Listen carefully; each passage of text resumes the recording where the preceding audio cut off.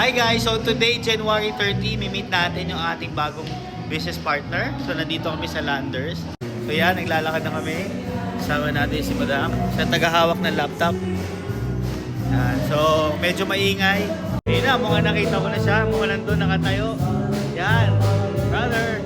Napakagwapo naman yan. Grabe. Brother, how are you? Grabe talaga. Good morning.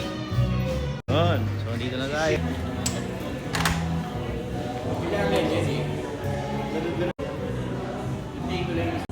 Website sa dropshipping. Yun yung pag-shop order sa product mo dito, sa iyo kita, kami magpapak. May bumili sa wellness, kami magpapak. Maraming salamat. Thank you. Ganito pa rin na kayo.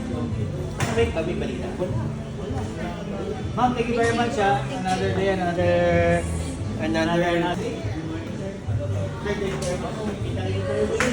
Maraming salamat po. Ma'am, thank you so much.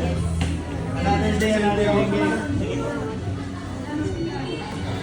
So, tapos na yung meeting natin.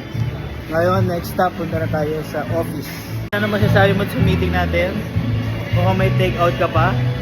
So, yun guys. So, another partner, international ang ating tatargetin. So, hopefully, ito na. Alright, so thank you guys. Another day, another business.